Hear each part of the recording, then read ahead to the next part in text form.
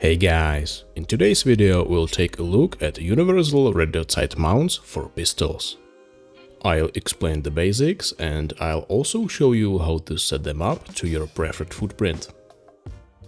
Most devices on the market will likely use one of these footprints, but they may appear under a different name, especially with lesser known brands. So I recommend checking compatibility on our website, because it's very likely that your red dot sight will fit one of these universal mounts. We update our compatibility database regularly, so it's worth checking out. I'll be using mounts made by Tony System and Outer Impact to show you a few differences you might encounter between brands. And a quick note before we start: you should be able to install these mounts yourself, but we always recommend visiting a gunsmith and following the manufacturer's instructions. However, if you decide to do it yourself, we recommend test fitting your red dot sight with the adapter before mounting the adapter on your pistol. With that out of the way, let's jump right in. These mounts are designed for pistols that are not optic ready. They replace your rear sight and fit into the rear sight dovetail. Probably the biggest advantage is that these universal mounts use sets of pins to support a number of different footprints, giving you the freedom to switch to a different red dot sight down the line. And that's also the key difference from mounts with specific footprints. Those can only accommodate one specific footprint. As I mentioned earlier, there are a few different manufacturers, so the procedure may vary slightly, but the basic principle should always stay the same. The first and probably most important step is to double check the compatibility of your red dot sight and mount before installing it on your pistol.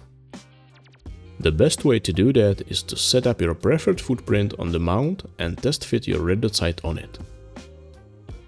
I'll show you how to set up the Trigicon RMR footprint standard, which is widely used by various manufacturers.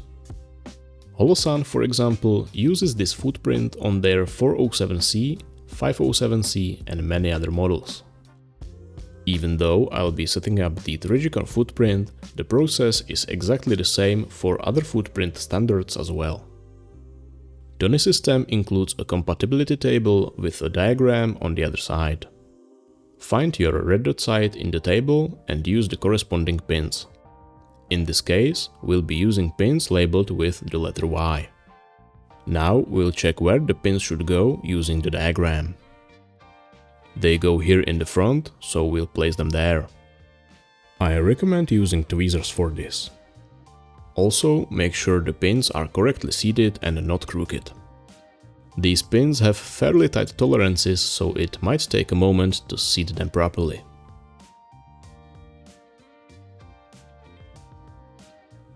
In this case, the pins should be placed with the thicker end facing downward, but the different manufacturers may require the opposite.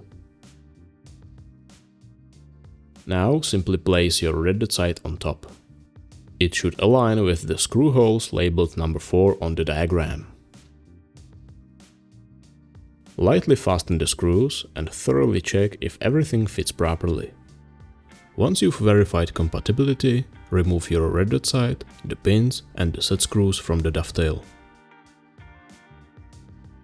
Then you can proceed with installing the mount onto your slide.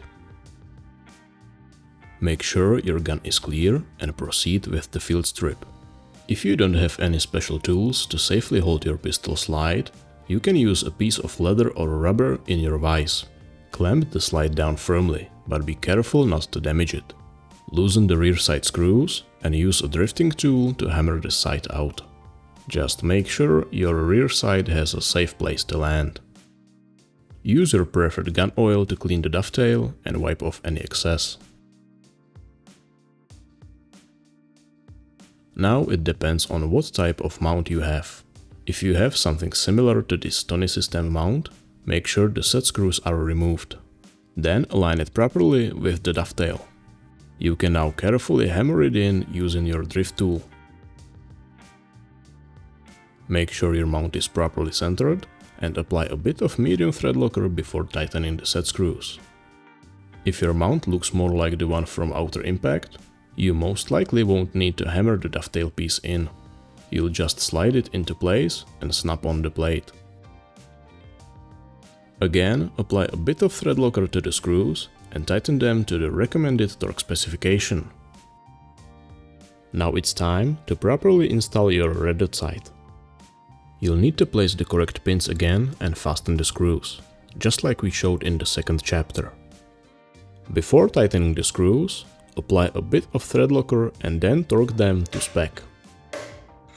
The same procedure applies to most other mounts and red dot sights, only the labels and markings will differ. That's everything for today's video. I hope it was helpful. Subscribe for more and I'll see you next time.